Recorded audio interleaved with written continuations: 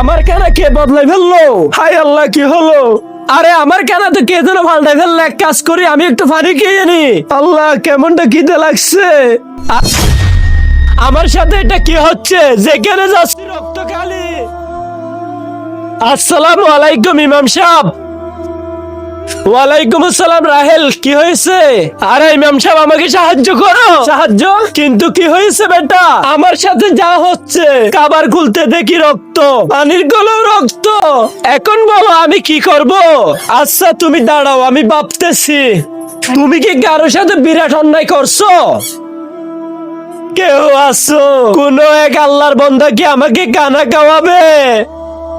বেটা, আল্লাহর নামে কিছু কানা খাওয়াও। কাজের টাইমে ডিস্টার্ব করতে কোথা থেকে চলে আসলি ফকির? যে মানুষটি সাধারণ সাবস্ক্রাইব বাটনটি ক্লিক করে সাবস্ক্রাইব করবে, আল্লাহ যেন তাকে মক্কা শরীফ হজ করায়। আর যারা ভিডিওতে একটা লাইক কমেন্ট করবে, তাদের মনের আশা যেন পূরণ হয়, আমি দোয়া করে দিলাম। আমি একজন বড় লোক, সব সময় আরামে থাকি। তোদের মতো গরিবদের সাথে কথা বলার সময় আছে আমার?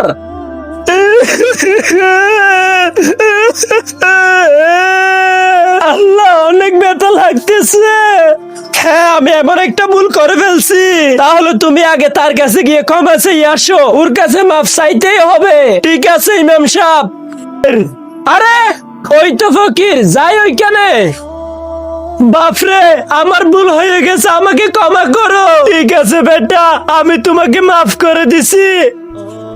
এই খাবারগুলো একটু কুইলা দেখি কেমন হয়েছে। আরে আল্লাহ, আমি আজকের পর থেকে কখনো ভিক্ষুকের সাথে বিয়াদবি করবো না আল্লাহ।